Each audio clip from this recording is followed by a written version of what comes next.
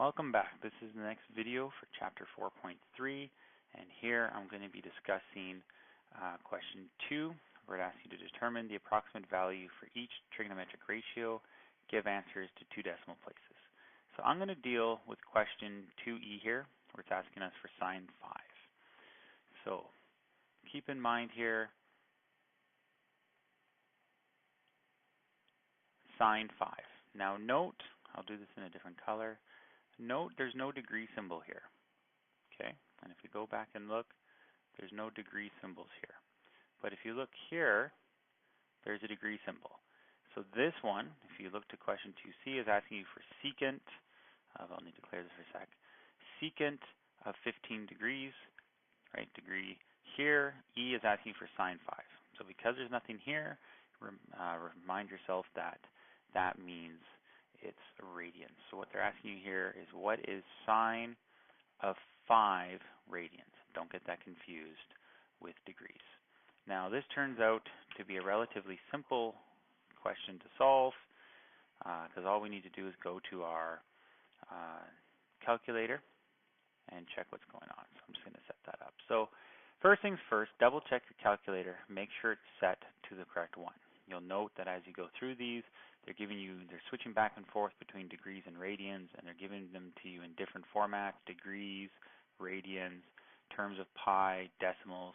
So be careful which one you're working in. Today I'm doing E, which is sine of 5. I know that's radians, so I'll set my calculator to radians, right? I just hit the button, and on mine I get a nice little reminder I'm working in radians now. So now all I do is I hit 5 on this calculator, sine, and it's going to give me some kind of value. So in this particular instance, sine 5, lost my pen there for a sec, sine 5 equals negative 0.96. Now I said 96 here because it's set to 2 decimal places, so that's 2 decimal places, negative 0.96. So that's all I need to do there. Now let's think about this for a quick moment though. Does a negative 0.96 make sense? Well, I know that this here is pi over 2, which is going to be 3.14159. Oops, it vanished. Divided by 2, which is equal to, and my calculator is nice, I have a nice little pi button, divided by 2 is 1.6. Let's just call this 1.6 to make things easy. So that's 1.6. So that's if I go to here. Now let's switch colors since I have different colored pens. It'll make it easier to follow. This one all the way around we know is 380 degrees. This section's pi, which we've just used, which is 3.14159.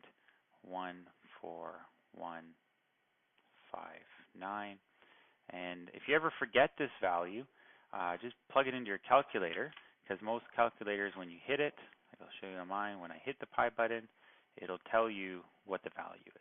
Yours, you might have to hit the pi value, then hit enter to get it, but you'll see there's 3.14159. So that's how we figured that out. Now, if we go on to the next one, if I go all the way around, this is going to be 3 pi over 2. So here, when you plug that value into the calculator, hopefully you've already done some of these examples. It'll just be whatever's in the calculator, pi times 3. So let's do that. I'd start by going pi times it by 3. It's going to give me some value. Divide that by 2. And I'm going to get let's call that 4.71. So this is going to be 4.71. And then lastly, once I get here, it's just going to be pi times 2, which will be 6.282. Actually, no, that's 318. All right. So if we're talking about sine 5, then I would have to be somewhere in this quadrant. And so if we're thinking of this, remember sine is equal to y over r. We just did that in the previous video, but if you need to refer to that, it's page 192, if I remember correctly. Let me just double for you. Yes, the references for those are on page 192 in your textbook. So I'll just write that down again, page 192. So it's just the y value here. The y value is going to be this one here, and we're going in the down direction. So this is the negative portion of the y-axis, so it makes sense that our answer is negative. Okay, so we're just doing a double check on our calculator. It's always good to know, don't just trust your calculator with blind faith, because sometimes we enter a number wrong, and if you have at least an idea of where it should be, you'll know it's right. So had I punched this in the calculator and I got a positive number, it would have meant I was over here somewhere, which is not what I want, so I would have checked my calculation again. I got a negative number, I expected a negative number, so that all makes sense. So that's the end of question 2. Hopefully that'll help you out when you're doing the other ones, and I'll see you in the next video.